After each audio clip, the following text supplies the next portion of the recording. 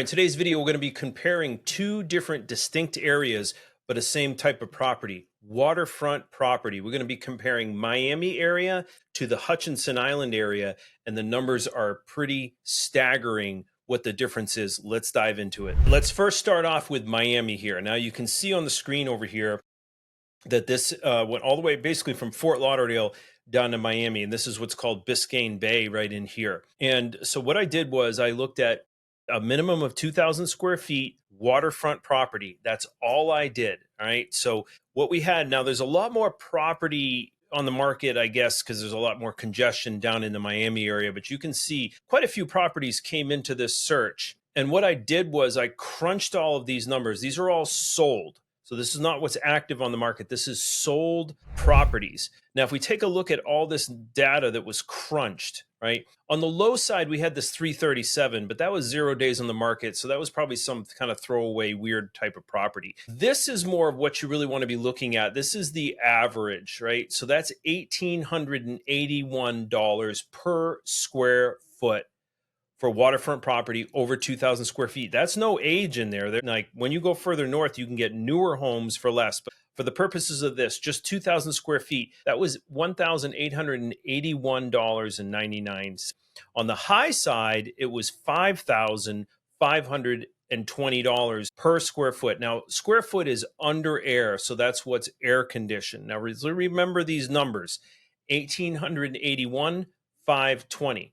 Now let's look up at the other area that I did. Now this, just to give you a contrast, this is a little bit further north. All right. So this is what you're going to be looking at. Now, if you had, like, so let's say you lived in West, or you worked in West Palm, or you worked even in Boca, this is as much of a travel and probably less from all of the traffic that you're going to get at 8 a.m. in the morning and at 5 p.m. at night. So I just wanted to see you. This is the area that we're looking at. Now, it's the same criteria. Bedroom, bathroom are out. This is just 2,000 square feet, waterfront. What do we have? It's 88. Now, remember that other number was 1,881. So that's almost three times more that you'll be paying for waterfront property. Now, I didn't even dive into the age of these homes, whether they're ocean views, so forth. This is just a waterfront experiment, right?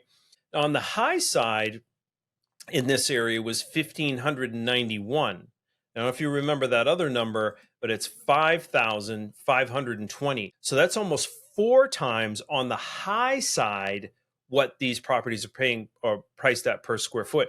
Now, if we want to look over here, we can skip over to this. This is a $10 million average sale price. Okay? We look over here in Hutchinson Island area, because I did a Hutchinson Island down into Martin County. That was $2,230,000. And on the high side, it's $6,900,000. Whereas we go over here, the high side is $85 million.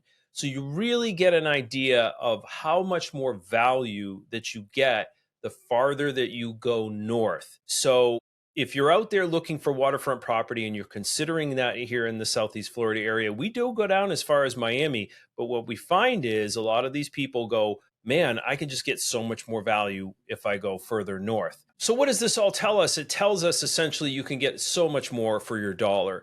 Now, also, if we were to dive into the age of these homes, so it's going to be like, a newer home is going to have impact glass, new roof, concrete block, insulation, your insurance is going to be down. You're not going to have as much traffic and that kind of stuff up here. So it really depends on the type of buyer that you are, the type of property that you're looking at, and the area that you need to be in. So I hope that this was helpful. If you're thinking about buying a waterfront property down here in the Southeast Florida area, as you move your way north, the price per square foot goes down. And I hope that this presentation articulated that. If you like this content, hey, please drop me a like below. If you think I'm full of it, then you can always drop a thumbs down as well. Either way, I'd love to hear back from you. We'll see you on the next video.